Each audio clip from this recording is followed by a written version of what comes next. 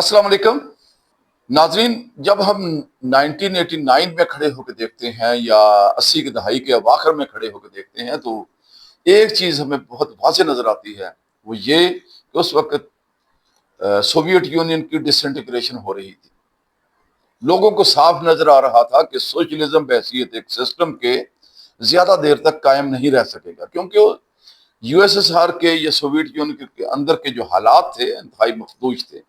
गोरबाचोव की ग्लासनास्ट की जो पॉलिसी है कंपैरेटिवली खुलेपन की और उनकी पेरास्ट्राइका, इसने अपना असर दिखाना शुरू कर दिया हुआ। और लेकिन क्या ये इतनी जल्दी से सोवियत यूनियन टूट जाएगा, इसका शायद ही किसी ने अंदाजा लगाया हो। उस वक्त जो डिबेट हो रही थी, टॉक ऑफ टाउन थी, वो ये कि पोस्ट कोल्ड वार वर्ल्ड कैसी होगी, दुनिया कैसी होगी जब इस सर्द जंग का खात्मा हो जाएगा, कौन सा सिस्टम प्रिवेल करेगा।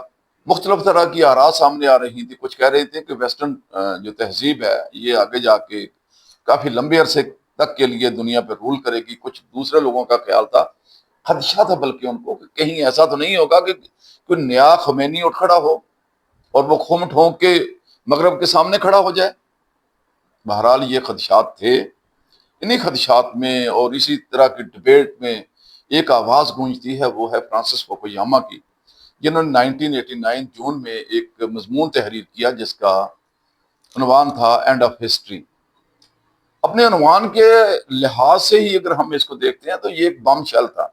लोगों में इसके उन्वान को लेकर गलतफहमियां पैदा होना शुरू हो गई कि शायद फ्रांसिस फुकुयामा को प्लाट किया गया है, इसलिए कि लोगों को बावर करवाने के लिए कि मगरबी तहजीब हतमी तौर पर जीत चुकी, लिबरल डेमोक्रेसी और कैपिटलिज्म इसकी हमेशा के लिए जीत हो चुकी हुई। गोया कि फ्रांसिस फुकुयामा विक्ट्री स्टैंड पे खड़े हुए विक्ट्री स्पीच कर रहे हैं वेस्ट की तरफ से। उनका ये मजमून शाया होना था कि इसकी तरफ से तमाम अतराफ से इन पर मुख्तलिफ तरह की तनकीद की जाने लगी, तो लिहाजा फ्रांसिस फुकुयामा ने मुनासिब समझा कि एक किताब तहरीर की जाए ताकि इन लोगों को जवाब दिया जा सके कि उनके एंड ऑफ हिस्ट्री का जो कंसेप्ट है उसका मकसद क्या है। लिहाजा उन्होंने 1992 में एक किताब तहरीर की जिसका नाम था end of history and the last man.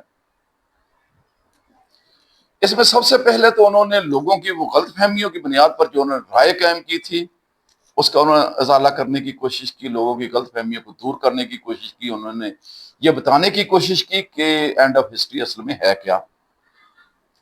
इससे जानने से पहले कि एंड ऑफ हिस्ट्री क्या है, ये जानना ज्यादा जरूरी है कि एंड ऑफ हिस्ट्री क्या नहीं है।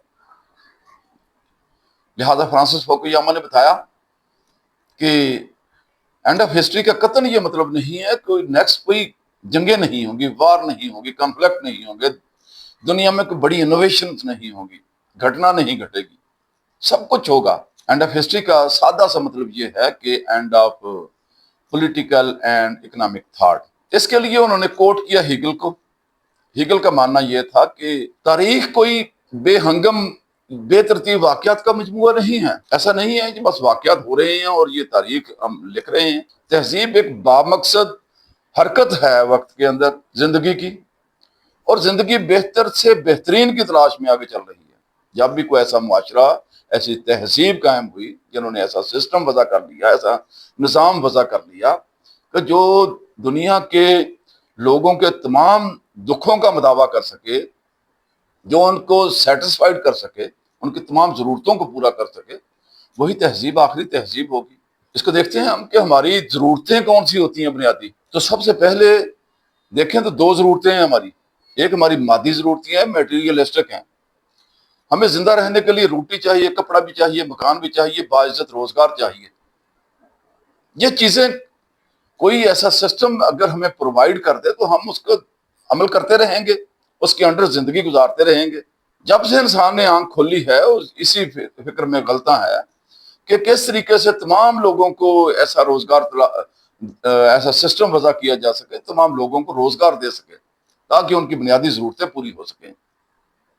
और दूसरा है सराहे जाने की ख्वाहिश होती है हर आदमी के अंदर, रिकग्निशन की ख्वाहिश होती है। हर आदमी की अना की तस्कीन जरूरी होती है। उसकी वो तस्कीन उस वक्त तक नहीं हो सकती जब तक लोग उसको सराहें ना।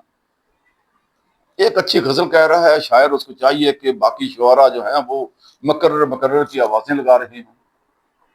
ایک کھلاڑی اچھا پرفارم کر رہا ہے، اس کو بھی تعلیم کی ضرورت ہوتی ہے، ہائے ہو کی ضرورت ہوتی ہے۔ میں اگر یوٹیوب پہ بیٹھا ہوا ہوں تو دو ہی میری بنیادی ضرورتیں ہیں کہ اس سے میں کچھ آگے چل کے ارن کر سکوں یا لوگ مجھے پہچانیں۔ اس کے علاوہ میرا کیا یہاں پہ مقصد ہے؟ گھروں کے اندر اگر آپ دیکھیں تو آپ کی بیوی بہت اچھا کھانا بناتی ہوگی، اس کو بھی پتا ہے میں اچھا کھانا بناتی ہوں، آپ کو بھی پتا ہے، آپ کے بچوں کو بھی پتا ہے۔ لیکن کھانا کھانے کے بعد، ڈکار لینے کے بعد اگر آپ اس کو ریکگنائز نہیں کرتے ہیں، آپ اس کو سراہتے نہیں، اس کی تعریف نہیں کرتے ہیں، توصیف نہیں کرتے ہیں، آپ کے سماجی جو تعلقات ہیں اس کے ساتھ ان میں دراڑیں آنا شروع ہو جائیں گی۔ جس بہت ہی بڑی آپ کی جو خواہش ہے انسان کے اندر کی ضرورت ہے یہ، ہیگل نے کہا تھا جب یہ ضرورتیں پوری ہونا شروع ہو جائیں، جب سیٹسفائیڈ ہو جائے انسان، تو وہ تہذیب آخری ہوگی۔ اور اسی کو کوٹ کیا پھر فرانسس فوکویاما نے، انہوں نے کہا کہ یہ تہذیب اس لیے آخری ہے کہ یہ تمام ضرورتوں کو پورا کر رہا ہے۔ تو لیکن اس کے لیے اس کو کوئی دلیل چاہیے تھی کہ کیوں، کیسے یہ پورا کر رہا ہے۔ اس کو پھر کوٹ کیا انہوں نے پلیٹو کو یا افلاطون کو، اس کے تھائموس کے کنسپٹ انہوں نے بارو کیا اس سے۔ تھائموس کنسپٹ یہ ہے کہ انسان دو طرح کا رجحان لے کے پیدا ہوتا ہے، دو طرح کی اس کی ٹینڈنسی ہوتی ہے۔ ایک کو ماسٹر ٹینڈنسی کہتے ہیں ہم، دوسرے کو سلیو۔ ایک کو ہم میکالوتھیمیا کہتے ہیں اور دوسروں کو آئسوتھیمیا۔ میکالوتھیمیا لوگ جو ہوتے ہیں یا ماسٹر مینٹیلٹی کے جو لوگ ہوتے ہیں، وہ لوگوں پہ ڈومینیٹ کرنا چاہتے ہیں، لوگوں پہ رول کرنا چاہتے ہیں، کچھ ڈیفرنٹ کرنا چاہتے ہیں، وہ کام کرنا چاہتے ہیں جو لوگوں کو نظر آئے۔ وہ چاہتے ہیں لوگ ان کی مرضی کے مطابق چلیں، جو وہ آئیڈیاز تھے ان کے مطابق عمل ہونا چاہیے۔ وہ لوگوں کے ساتھ برابری کی سطح پہ سلوک نہیں کرنا چاہتے، وہ اپنے لیے کچھ اسپیشل چاہتے ہیں۔ اور دوسرے جو آئسوتھیمیا لوگ ہوتے ہیں، جو سلیو مینٹیلٹی کے، وہ چاہتے ہیں کہ تمام لوگ برابر ہوں، اور دنیا میں ان کی ایک بہت بڑی اکثریت ہوتی ہے، آپ کی 90% سے زیادہ آبادی اسی طرح کی ہوتی ہے جو برابر رہنا چاہتے ہیں، اور اس کے لیے وہ سٹرگل بھی کرتے ہیں۔ اور ہسٹری کیا ہے؟ یہ دونوں کے درمیان جو ٹگ آف وار ہے، جو ان کے درمیان جو ایک رسا کشی چل رہی ہوتی ہے، یہی ہسٹری ہے، یہی تاریخ ہے۔ اس میں میکالوتھیمیا ڈومینیٹ کرنا چاہتے ہیں، وہ بادشاہتیں چاہتے ہیں، وہ چاہتے ہیں کہ ان کی مرضی کے مطابق ہی ہوں، فیصلے بھی ان کی مرضی، پالیسیاں بھی ان کی مرضی کے مطابق ہوں۔ اور آئسوتھیمیا وہ چاہتے ہیں کہ قانون اس طرح کا وضع کیا جا سکے کہ تمام لوگ برابر ہوں، ان کے کچھ حقوق ہوں۔ ان کے درمیان جب ٹگ آف وار ہوتی ہے تو یہ آگے ہسٹری کو جنم دیتی ہے، اور وہ ریوولٹ کرتے ہیں ماسٹر مینٹیلٹی والے لوگوں کے خلاف، جو پریولیجز مانگ رہے ہوتے ہیں۔ تمام معاشروں میں ہوتے ہیں، ہمارے معاشرے میں بھی ایسے ہی ہیں۔ آج اگر ہم پاکستانی معاشرے کو دیکھتے ہیں تو یہ چیز آپ کو صاف واضح نظر آتی ہے کہ کچھ لوگ پریولیجز لے کے بیٹھے ہوئے ہیں، اور کچھ دوسرے لوگ جو ہیں وہ ان سے وہ پریولیجز ختم کر کے تمام کو برابر کرنا چاہتے ہیں۔ اور اگر کوئی ٹرو ڈیموکریسی یا آئیڈیل ڈیموکریسی آ گئی تو وہ ایسا ہی ہوگا۔ تو وہ کہتے ہیں کہ یہ سسٹم دونوں کی ریکوائرمنٹ کو فلفل کرتے ہیں۔ ابھی ہمیں جو سمجھ آتی ہے کہ ویسٹرن ڈیموکریسی جو ہے، جو لبرل ڈیموکریسی ہے، یا اگر آئیڈیل کوئی ڈیموکریسی آ گئی، اس سے بھی بہتر ڈیموکریسی آ گئی، اس میں تمام لوگ برابر تو ہوں گے، آئسوتھیمیا کی ریکوائرمنٹ تو پوری ہو جائے گی، قانون کی نظر میں بھی سب لوگ برابر ہوں گے، اور ہر آدمی کا ایک ووٹ ہوگا، خواہ وہ پریزیڈنٹ ہے اس وقت کا یا کوئی ایک عام ریڈی چلانے والا آدمی ہے، تمام برابر ہیں، سب کا ایک ایک ووٹ ہے۔ ایک طرح کا وہ جرم کرتے ہیں، دونوں کو ایک ہی کٹہرے میں کھڑا کیا جاتا ہے، قانون کی نظر میں بھی برابر ہیں۔ تو یہ آئسوتھیمیا لوگ جو ہیں یا جو ٹینڈنسی لے کے پیدا ہوئے ہیں، ان کی تو ریکوائرمنٹ پوری ہو گئی، تو کہاں گئے وہ میکالوتھیمیا؟ ان کو لیے وہ کہتے ہیں کہ یہ سسٹم کیپٹلزم میں ایک نئی ونڈو پرووائڈ کرتا ہے، آؤٹ لیٹ پرووائڈ کرتا ہے، ایک ونڈو اوپن کرتا ہے۔ سیاسی میدان میں سب برابر ہیں، قانون کی نظر میں سب برابر ہیں، لیکن معیشت میں سب برابر نہیں ہیں۔ ہر آدمی جتنا چاہے اپنی قابلیت کی بنیاد پر، اور اس کے پاس پہلے سے جو ایسٹس ہیں ان کی بنیاد پر، وہ جتنا چاہے وہ ارن کر سکتا ہے۔ وہ اپنے سرمایہ کو بروئے کر لاتے ہوئے، اپنی قابلیت کو بروئے کر لاتے ہوئے، اپنی صلاحیتوں کو بروئے کر لاتے ہوئے، اپنے سماجی رتبے میں جتنا چاہے وہ اضافہ کر سکتا ہے۔ وہاں پر یہ دونوں برابر نہیں ہیں۔ لہٰذا میکالوتھیمیا کی جو انر سیٹسفیکشن ہے وہ ہوگی، کیپٹلزم ان کو پرووائڈ کرے گا۔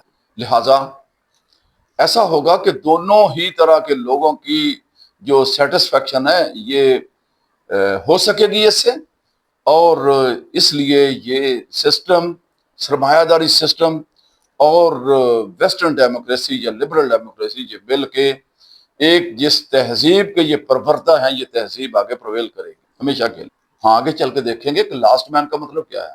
فرانسس ہوکویاما وارن کرتے ہیں دنیا کو کہ یہ اتنا خوش ہونے کی ضرورت نہیں ہے، یہ تہذیب آگے چل کے، یہ سسٹم دونوں آگے چل کے لاسٹ مین کو پروڈیوس کر سکتے ہیں، ایک ایسے انسان کو پروڈیوس کر سکتے ہیں جو تمام میدانوں میں برابر کا حق مانگ رہے ہوں گے، چاہیں گے کہ معاشی میدان میں بھی ان کو برابر کے حقوق دیے جائیں، تمام لوگوں کو ان کی ضرورت کے مطابق دیا جائے اور ان کی قابلیت کے مطابق ان سے کام کروایا جائے، لہٰذا ایکسیلنس ختم ہو جائے گی، معاشرہ اسٹیگنٹ ہو جائے گا۔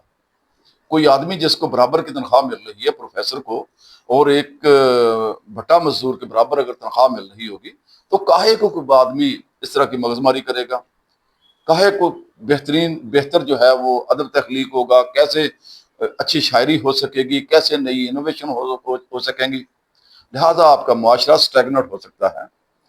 اس کے لیے ضروری ہے کہ اس سسٹم کو صرف اور صرف پولیٹیکل اور قانونی آپ کا جو سسٹم ہے یہاں تک ان کے حقوق کو برابر رکھا جائے، لاسٹ مین پروڈیوس نہ ہونے دیا جائے۔ وما علینا الا البلاغ المبین۔